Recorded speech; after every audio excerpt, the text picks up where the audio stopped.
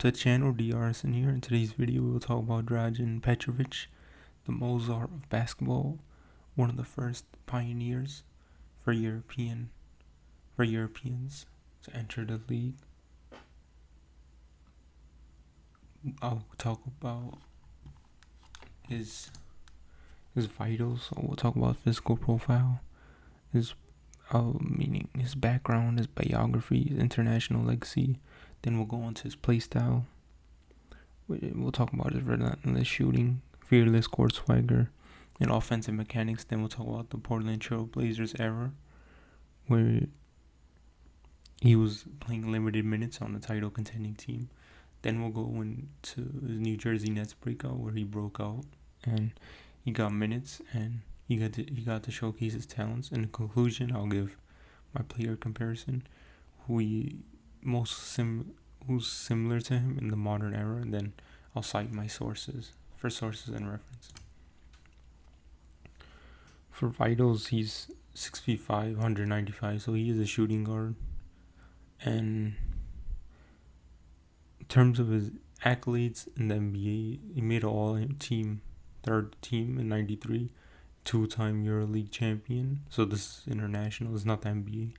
Four-time Eurostar Player of the Year. He did win Olympic bronze medal, and he won 2 silver medals in '88 and '92. He was in the Basketball Naismith Hall of Fame, but the Hall of Fame doesn't only look at your NBA, but looks at your overall basketball legacy. So what you did for other parts in other leagues around the world.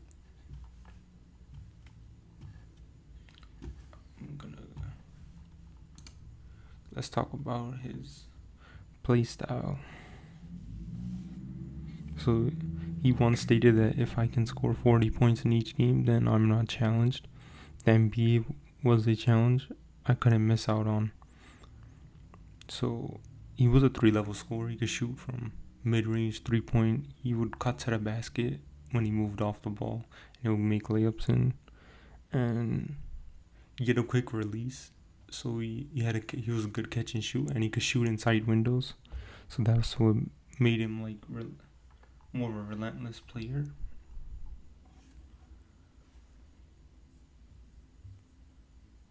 And he could post up on shorter players. So it wasn't he could post up on players back in the day, in the era, in the 90s and 2000s, posting up. The post-up game was more valued, and yeah, he had a shot fake too with the post-up, but he also shot faked. So he used a hesitation as pump fake, so he got many aggressive defenders flying over him. And then he took a step forward and took a clean mid-range jumper, similar to Ray Allen and Larry Bird, but he moved without the ball. So similar to Ray Allen, he could move coming off screens, cutting to the basket, fading in the corner, coming off a screen at the elbow, and hitting a mid-range shot. His efficiency was elite, so he had great shooting numbers. So his NBA career, his 3-point percentage is 43.7%, which is good, especially during that time period.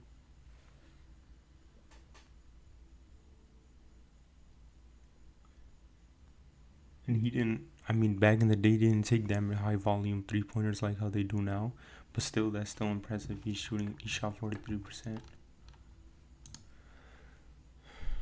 Let's talk about the Portland Trail Blazers era for Dražen Petrović. He was drafted in 1986, I believe, in the 3rd round.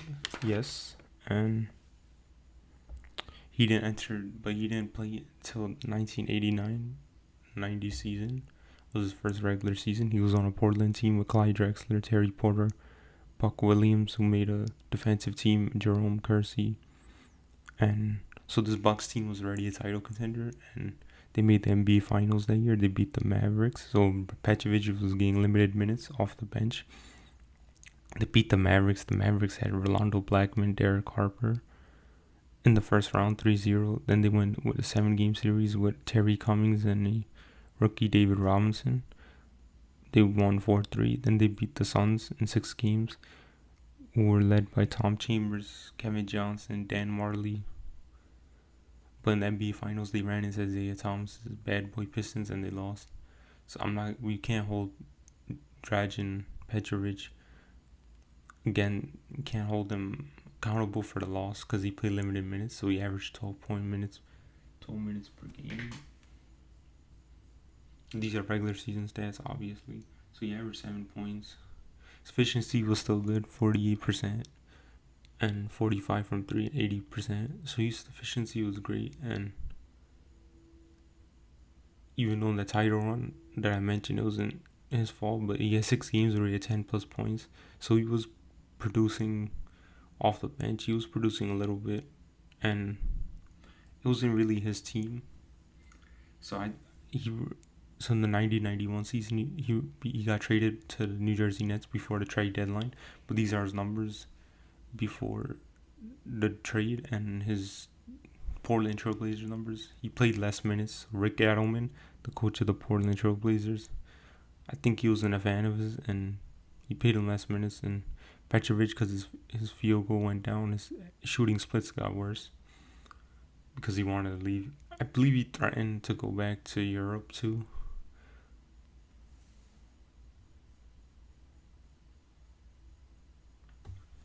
So let's go to New Jersey.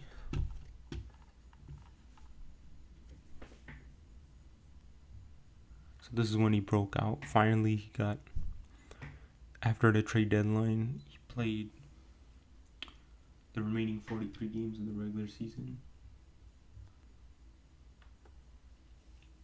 And he averaged 12 points, but he was getting 21 minutes per game, but his efficiency was good, 37% from 3, 50% from the field, and 86% from the free throw line.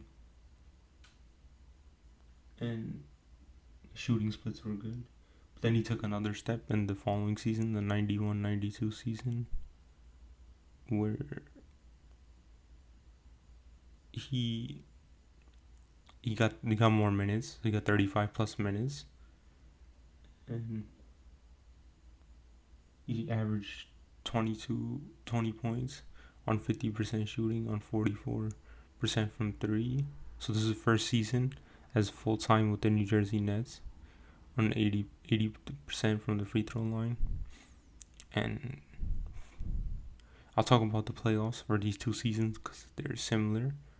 And for 92-93, he got 38 minutes. This was peak year. His best year was the last season in the NBA. And he made 13 All-NBA here. He averaged 22 points per game on approximately 52% shooting, 45% shooting from 3, and 87% from the free throw line. So he would trash talk Jordan. He'll go at Jordan. He'll make contested shots on him. And these are the videos on the side. Is him and Jordan duel. It's on video on YouTube. Slide deck will be in the YouTube description so you can watch it. And this 40-point game above is him against the Cavs in one of the playoffs. But what makes his development so fascinating is that he went from being a limited bench player in Portland to becoming a primary offensive weapon in New Jersey. And despite that, his proficiency remained high. This wasn't like simply a player getting more minutes. He was efficiently consistent as his responsibility increased. So in these 2 seasons, 91-92 and 92-93, he led his team to the playoffs. They were a 6th seed. I believe his teammates were Kenny Anderson, Derek Coleman. And as a 6th seed, they lost in the first round twice to Cleveland Cavaliers, Mark Price, Larry Nance, Brad Daugherty. And he got neutralized because his shooting splits went down, but it wasn't all on him. He had a 40-point game. That's what the slide on the left shows. But he had great games in the New Jersey Nets. He's a big what if, so I'll talk about it later. But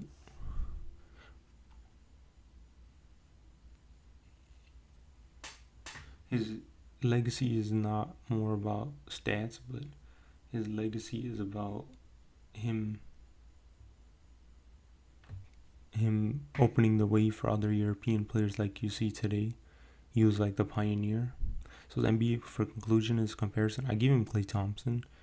He was worse than Klay Thompson. Think of Klay Thompson, but worse on defense, perimeter defense. So Petrović wasn't known for his defense, but better shooting off the dribble, get better at pump fakes. He could be ball dominant. He could move without the basketball.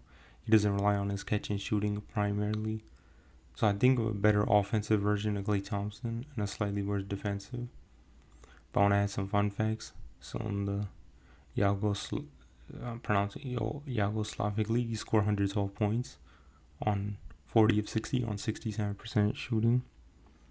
He became the first European All-NBA born player to earn All-NBA honors. And so he could become ball dominant. He couldn't depended on what the team needed him for. But he's a big what if. So he only played 4 seasons in the NBA because he lost his life tragically due to a car crash and in Europe. And he's a big what if, 90s what if. Like we have Derrick Rose in the 2010s. We have Brandon Roy, Greg Oden.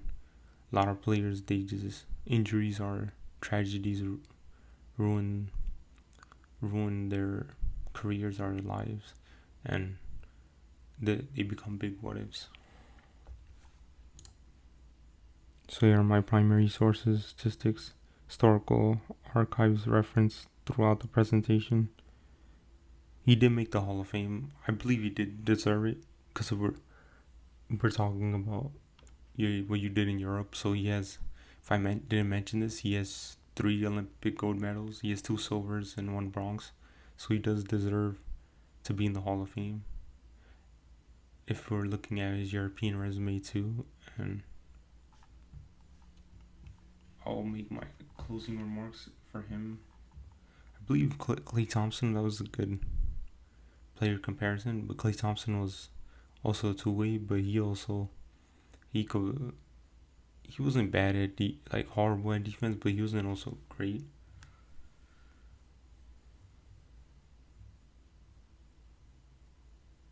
So that'll be it for this video. I'm gonna make another video on Brandon Roy. I think I'm making a video on him, shooting guard who played for the Portland Trail Blazers. Highlight him